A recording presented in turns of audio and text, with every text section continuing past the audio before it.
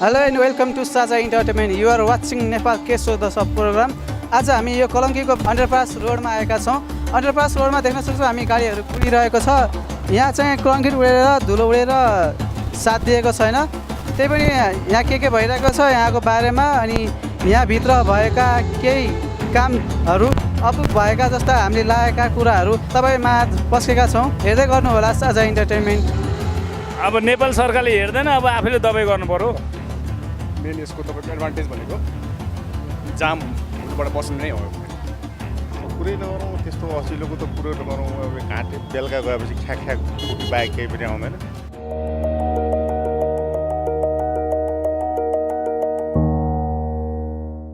हजुर हो, भन्नुहोस्. अब सबै ठिकै छ अहिलेसम्म त. अब नेपालमा धेरै धुलो भयो क्या. हजुर चाहिँ यहीँको स्थानीय बासिन्दा हुनुहुन्छ कि दैनिक यता? मेरो घर धादिङ पऱ्यो. मेरो घर सलिन्डार हो. त्यस भए काठमाडौँ त आइराख्नुहुन्छ होला काम विशेष? काठमाडौँमा त अब म आइरहेको छु. काम पनि अब गर्न परिहाल्यो. अब पेट पाल्नु परेन. अनि हजुर अब धादिङबाट आउँदा होस् या कलङ्कीबाट अन्य ठाउँमा जाँदा होस् होइन, कति बेर जाममा पर्नुहुन्थ्यो पहिला अन्डरपास खुल्नुभन्दा अगाडि चाहिँ? जम्मा त म त हेर्नुहोस्, काठमाडौँ छिरिन्जेल त बाइकमा चल्छु होइन. धेरै जसो गाडीमा चाहिँ म चल्दिनँ. कोही त्यस्तै परेछ भने तपाईँको बिग्रिएर यताउति भयो भने त बल्ल म गाडीमा चल्छु, नत्र त चल्दिनँ.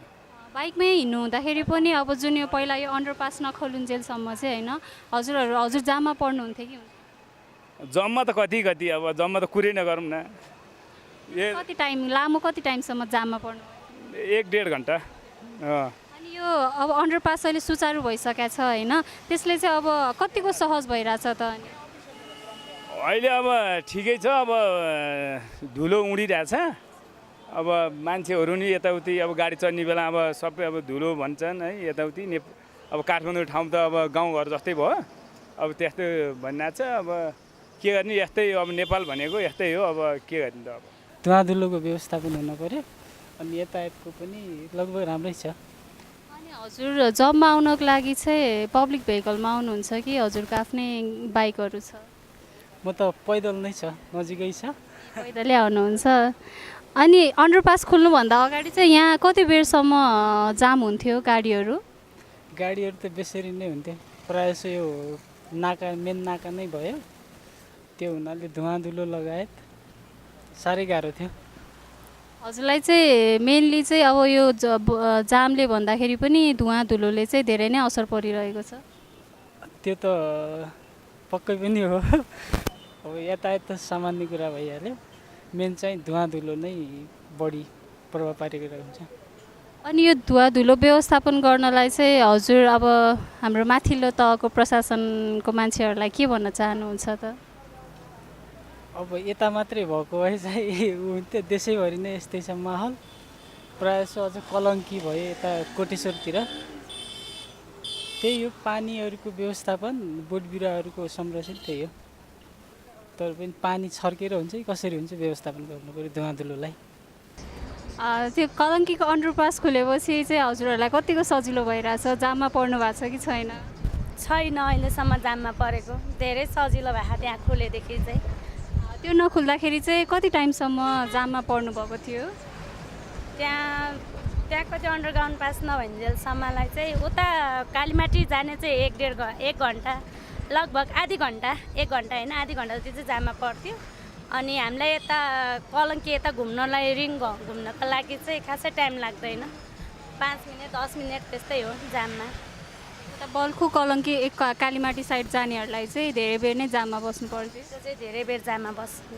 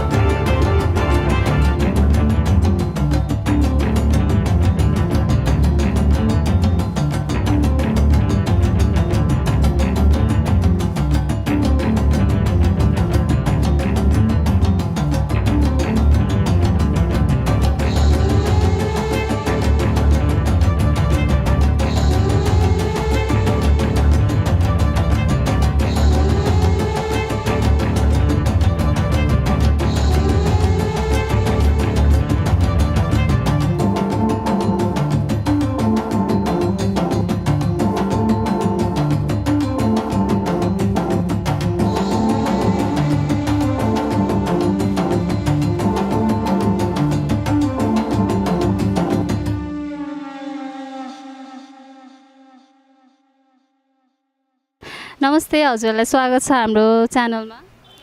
धन्यवाद। हजुरहरू चाहिँ यता कलङ्कीकै बासिन्दा हुनुहुन्छ कि यता हजुरहरूको के हामी यहीँको भन्दा हुन्छ, स्थानीय बासिन्दा? 19 घन्टा यहीँ बिताइन्छ, त्यही भएर। अनि हजुरलाई यो अन्डरपास खुलेपछि चाहिँ कतिको सहज भएको छ त? गाडीको जाम त अब ठ्याक्कै नै घट्या छ, तर धुलो चाहिँ जताततै छ। यो सहज भन्ने चाहिँ भइरहेको हुन्छ होइन, तर गाडी पनि बढ्दैछ होइन, तर चाहिँ अब गाडी बढेको अनुसारले त्यति सहज हुँदैन जस्तो लाग्यो मलाई।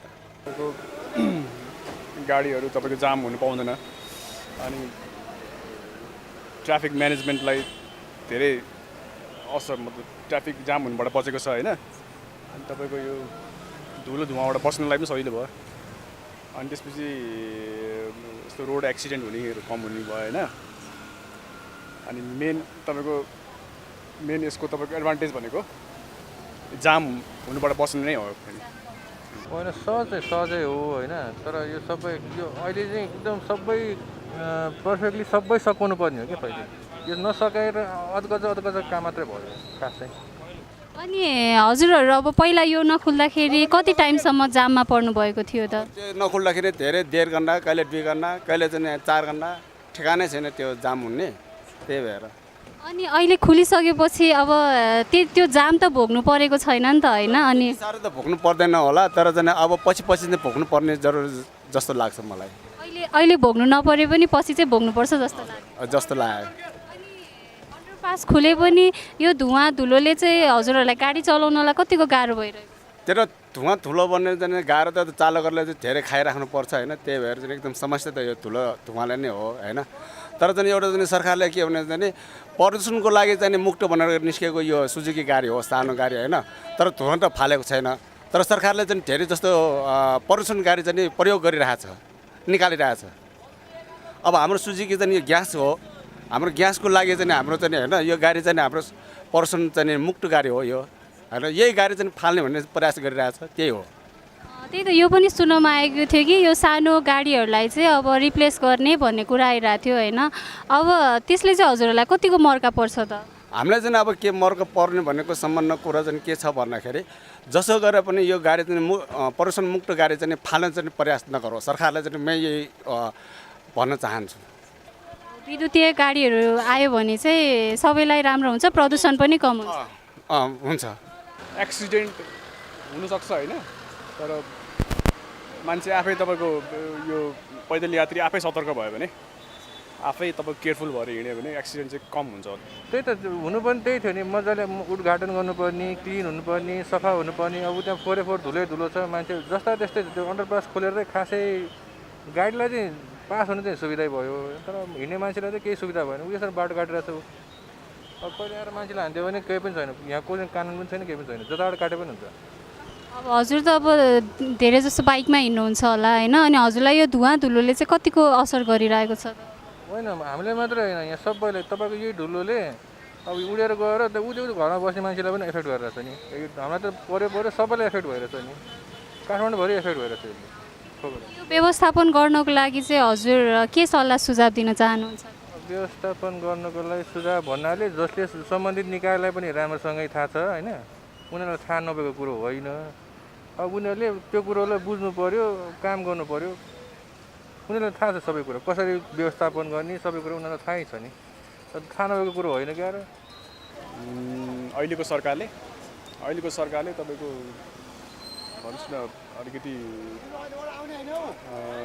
मिलेर काम गर्नु पऱ्यो होइन। तपाईँको अब यहाँको स्थानीय सरकारहरूले पनि हेर्नु पऱ्यो, तपाईँको पिचहरू उकिरहेको छ कि छैन तपाईँको होइन।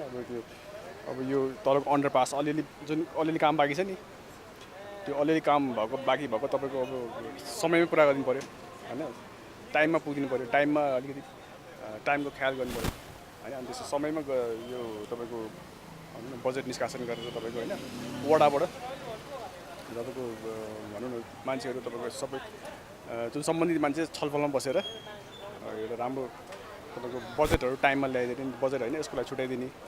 अनि मेन समस्या त तपाईँको यो वातावरण छ नि, वातावरण पल्युसन हुनुबाट बचाउनु नै अलिकति सरकारले ध्यान दिनु पर्यो जस्तो लाग्छ। अनि यो धुवाँ धुलो व्यवस्थापन गर्न चाहिँ के गर्नुपर्छ जस्तो लाग्छ? माथिल्लो तहबाट के सुझाव दिन चाहनुहुन्छ? अब के गर्ने त, अब जसरी नि अब पेट पाल्नु पर्छ सबैको, अब धुलो भए पनि नभए पनि अब जाने अब कोठातिर जाने नुहाउने अनि खाने त हो नि अब के माथिल्लो तहलाई चाहिँ के सुझाव दिन चाहनुहुन्छ यो सब व्यवस्था? अब नेपाल सरकारले हेर्दैन अब आफैले दबाई गर्नु पर्यो केही धुलो पऱ्यो भने होइन खासी लाग्छ रुगा लाग्छ टाउको दुखाउँछ धुवा धुलोले बिरामी भयो भने सरकारले केही नगर्ने भएपछि आफैले औषधि उपचार गर्नु त्यही हो कुरै नगरौँ त्यस्तो असिलोको त कुरो नगरौँ अब घाँटे बेलुका गएपछि ख्याक खोकी बाहेक केही पनि आउँदैन होइन अब दिनभरि धुलो मैलो घर घर नुहाइकन सुखै छैन अब पानीको काठमाडौँमा अभाव त्यही हो समस्या छ अब हजुरहरू होइन अब हजुरहरू यतैको बासिन्दा अब हजुरहरू उता हुन्छ नि बालाजुतिरबाट आउँदा कति बेरसम्म जाममा पर्नु भएको छ त यहीँसम्म आउन? झन्डै 1.5 घन्टासम्म परेको छ पहिला चाहिँ त्यतिखेरसम्म त हिँडेर पनि आइपुगिन्थ्यो होला है? आइपुगिन्थ्यो कतिपय अवस्थामा त गाडीमा छोडेर गाडीबाट ओर्लेर सीता पाइलादेखि हिँडेर नै आएको त्यस्तोसम्म पनि भयो। भयो अनि यो अन्डरपासमा चाहिँ अब खुल्न त खुल्यो तर राम्रोसँग पिच पनि भएको रहेनछ होइन लाइटको व्यवस्थाहरू पनि रहेनछ एकदमै धुलो रहेछ अनि त्यसले चाहिँ झनै एक्सिडेन्ट हुने चान्सेसहरू धेरै हुन्छ जस्तो लाग्दैन र हजुरलाई? त्यो त अब बेलुका आज हिजोबाट मात्रै खुल्यो अब त्यसको परिणाम आउन त बाँकी नै छ होइन परिणाम अब भोलि के हुन्छ भरे राति त्यहाँबाट चलाउनु दिन्छ कि दिँदैन अब त्यहाँ बन्द गर्छ कि गर्दैन कि अब हेर्नै बाँकी छ अब त्यहाँबाट राति चल्ने हो भने त अवश्य पनि त्यहाँ समस्या त आउँछ यसरी खोल्नुभन्दा अलिक टाइम लिएर बरु अझै व्यवस्थित तरिकाले सबै लाइटहरू राखिसकेपछि चाहिँ खोलेको भए हुन्थ्यो जस्तो लाग्छ कि होइन अहिले खुलेर नै ठिकै छ खोलेको राम्रै भयो किनभने अलिअलि धुलो र कमसेकम दिउँसोको समस्या त समाधान भयो नि दिउँसो त त्यहाँ त्यति अँध्यारो हुँदैन होला रातिको लागि बन्द गरिदियो भने राम्रो हुन्छ। अनि अब यो धुलो व्यवस्थापन गर्नको लागि हुन्छ नि धुलो व्यवस्थापन गर्नको लागि चाहिँ हजुर के भन्न चाहनुहुन्छ? अब त्यो नगरपालिकाले कमसेकम योसँग जोडिएको प्रत्येक बाटोहरू छ भित्रबाट आउने त्यो सबै चाहिँ ढलान या पिच त हुनैपर्छ नत्र त्यो चक्कामा आएको धुलोले नै यो सडक सबै रिङ रोड पुरै धुलै पाएको छ जोडिएको 1 किलोमिटर क्षेत्र चाहिँ पिच गर्नै पर्छ। आजको एपिसोड तपाईँहरूलाई कस्तो लाग्यो त कृपया कमेन्ट बक्समा कमेन्ट गर्न नबिर्सनु होला साथै लाइक गरिदिनु होला सेयर गरिदिनु होला साथसाथै अब कस्तो खालको भिडियो हेर्न मन लाग्छ त्यसको बारेमा पनि थोरै कमेन्ट बक्समा इन्फर्मेसन दिनु होला। यदि तपाईहरूलाई हाम्रो भिडियो मन परेमा लाइक कमेन्ट सेयर गरिदिनु होला साझा एन्टरटेनमेन्ट च्यानललाई सब्स्क्राइब गर्न नबिर्सिनु होला।